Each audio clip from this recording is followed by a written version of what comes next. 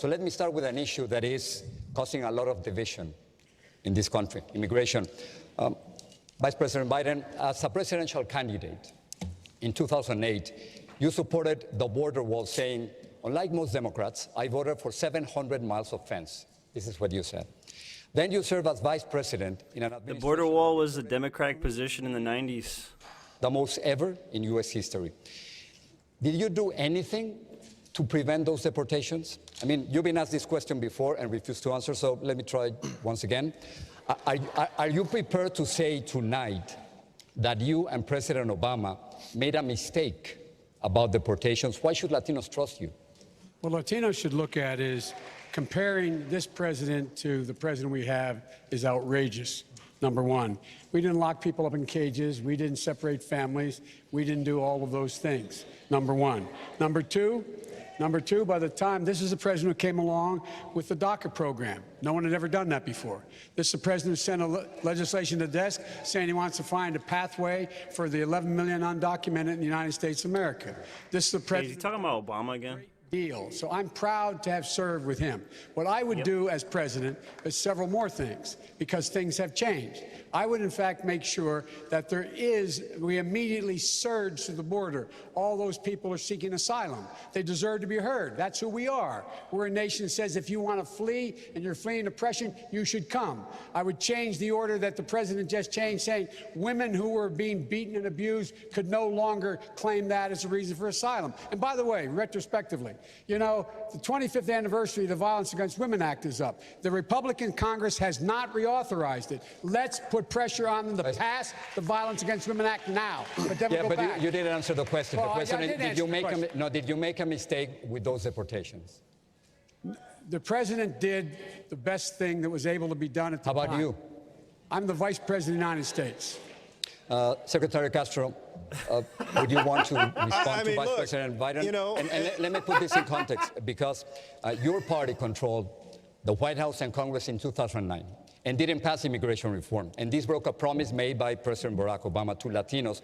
So why should voters trust Democrats now? I mean, now it is even more difficult, as you know, because you need Republican votes in the Senate. So are you willing, for instance, to give up DACA, or give up a path to citizenship, or even agree to build a wall in order to legalize 10.5 million undocumented immigrants? No, he wants open borders. Thank you very much for that question. And look, I agree that Barack Obama was very different from Donald Trump. Donald Trump has a dark heart when it comes to immigrants. He built his whole political... That's a Clinton talking point, dark heart. ...fear-mongering and otherizing migrants, and that's very different for Barack Obama. But my problem with Vice President Biden, and Corey pointed this out last time, is every time something good about Barack Obama comes up, he says, oh, I was there, that's me too. And then every time somebody questions part of the administration that we were both part of, he says, well, that was the president. I mean, he wants to take credit for Obama's work, but not have to answer to any questions. I mean... Vice President Biden, you have 45 seconds. Let me just say, what I said. Let me just say that I was the first candidate in early April to put forward an immigration plan. You know why? Because I'm not afraid of Donald Trump on this issue. I'm not going to backpedal. I'm not going to pretend like I don't have my own vision for immigration. So we're not going to give up. Everybody's trying to bring the energy tonight. For anybody. I believe that on January 20th, 2021, we're going to have a Democratic president. We're going to throw out Mitch McConnell and John Cornyn and have a Democratic Senate and a Democratic House, and we're going to pass immigration reform within the first 100 days. Vice President, 45 seconds. I like it when there's a balance, when there's like, okay, Republican president, Democratic in the House, or whatever. Barack Obama all 8 years. Or vice versa. Good, bad, and indifferent. That's where I stand. I did not say I did not stand with him. Okay, Senator Warren, hundreds of children have been separated from their parents at the border. And recently in Mississippi, we saw the largest immigration raid in a decade. You want to replace ICE, the agency in charge of rounding up undocumented immigrants. So how would you deal with the millions of immigrants who arrive legally but overstay their visas?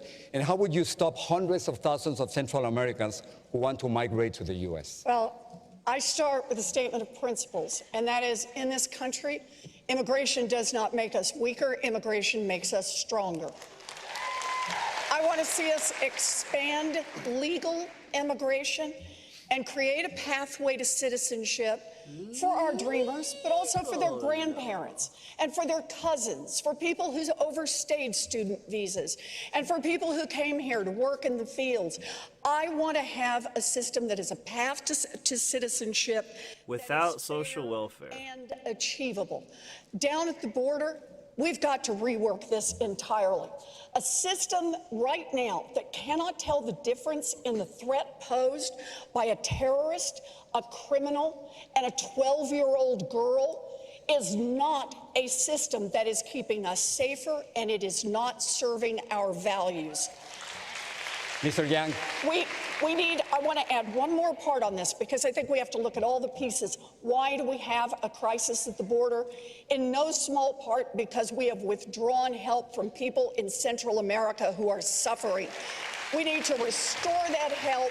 We need to help establish and reestablish the rule of law so that people don't feel like they have to flee for their lives. We have a crisis that Donald Trump has created and hopes to profit from politically. We have to have the courage to stand up and fight back. Mr. Yang, it is true that in the last few years we have seen the most severe anti-immigrant measures, from putting kids in cages to limiting asylum for people fleeing gangs and domestic violence. Demet Cartera says Democrats for decades says the same thing, but nothing has been accomplished. So are you willing to raise the number of legal immigrants from 1 million to 2 million per year? And should there be a merit system? It's because a lot of companies benefit from illegal immigration. They don't have to pay the minimum wage or whatever. Sorry. Stuff like My that. father grew up on a peanut farm in Asia with no floor, and now his son is running for president. That is the immigration story that we have to be able to share with the American people. If you look at our history, almost half of Fortune 500 companies were founded by their immigrants or children of immigrants, and rates of business formation are much higher in immigrant communities. We have to say to the American people, immigrants are positive for our economic and social dynamism, and I would return the level of legal immigration to the point it was under the Obama-Biden administration. I think we have to compete for talent, and I am the opposite of Donald Trump in many ways. He says build a wall. I'm going to say to immigrants, come to America, because if you come here, your son or daughter can run for president. The water's great, and this is where you want to build a company, build a The water's great. build a life. This country has been a magnet for human capital for generations. If we lose that, we lose something integral to our continued success, and that is where I would lead as president. Alcalde Pitt, tengo una pregunta para usted. Gracias. Alcalde Pitt, 8 out of 10 Latinos in Texas fear another mass shooting targeting them. This is according to a new Univision poll. President Trump has called Mexican immigrants rapists and killers, tried to ban Muslims from entering the country, and separated children from their parents. His supporters have chanted, build the wall and send her back. Do you think that people who support President Trump and his immigration policies are racist? Anyone who supports this is supporting racism. Este es racismo y es sencillo. The only people, though, who actually buy into just this called 60 million people rhetoric racist. around immigrants are people who don't know any. We have an opportunity to build an American majority around immigration reform. In my community, a group of conservative Republicans rallied around an individual, a beloved local individual who was deported when he went into ICE to try to get his paperwork sorted out, because they never thought it would happen to him. In some of the most conservative rural areas of Iowa, I have seen communities that embraced immigration grow, and it's why part of my plan for revitalizing the economies of rural America includes community renewal visas that would allow cities and towns and counties that are hurting not only for jobs but for population to embrace immigration, as we have in my city.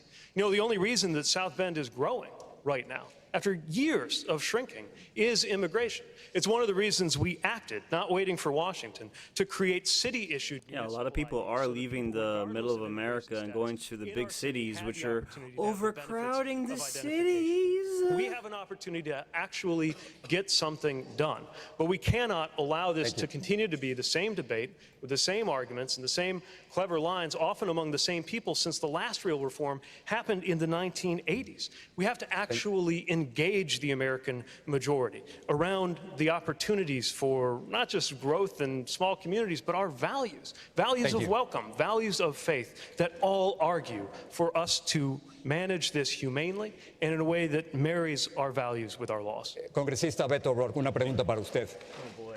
In an interview 8 months ago, you were asked what to do with the so-called overstayers, people who come with a visa and then stay.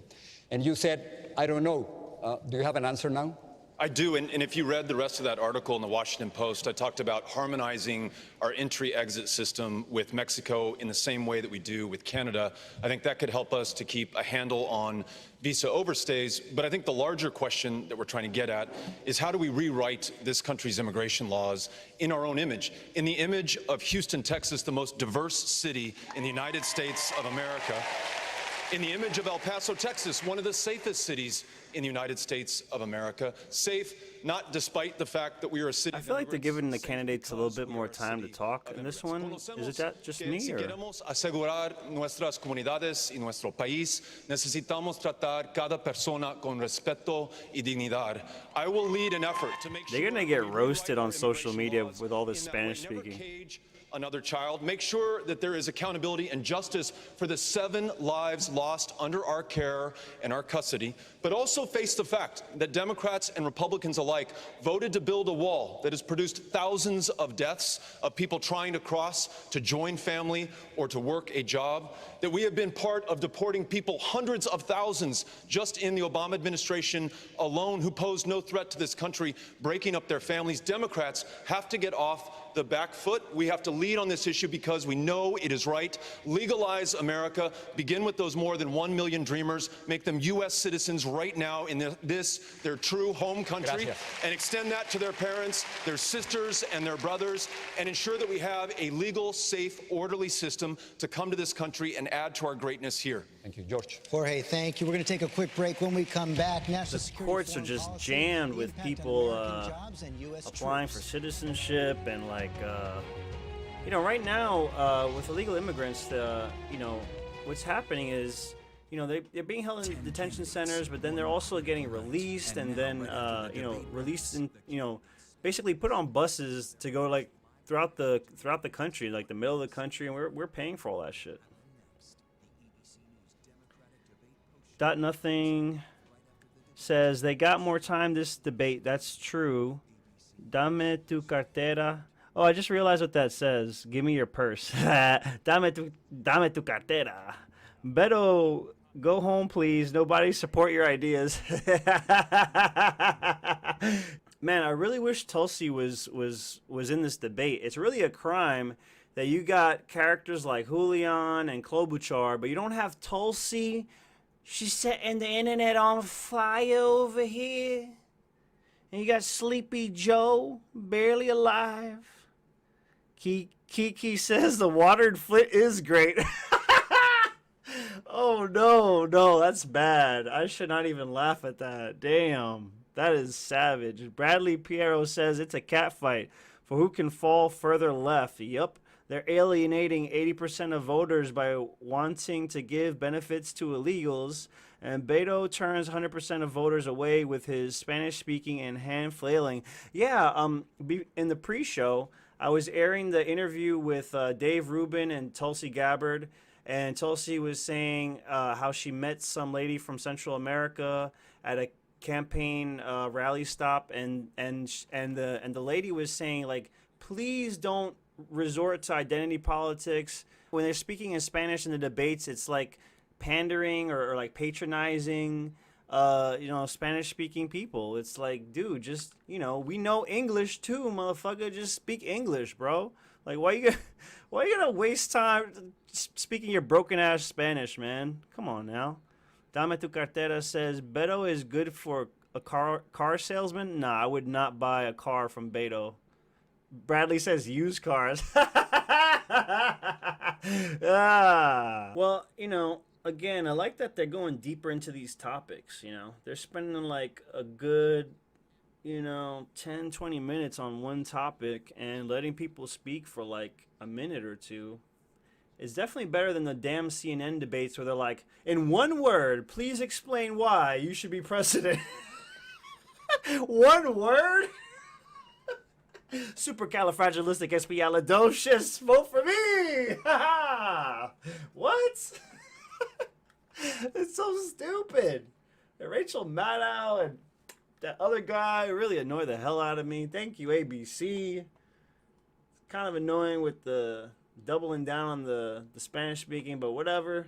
It's still better than CNN, I guess. Dot Nothing says, I don't vote anymore. Yeah, I don't really, like, I voted in the last election. I don't think I voted the one before that.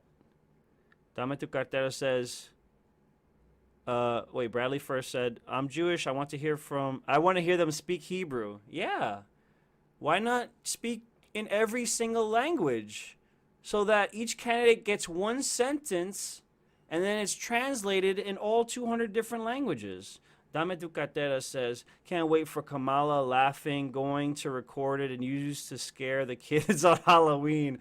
Yeah, man, we haven't heard a scary laugh like that since Hillary Clinton.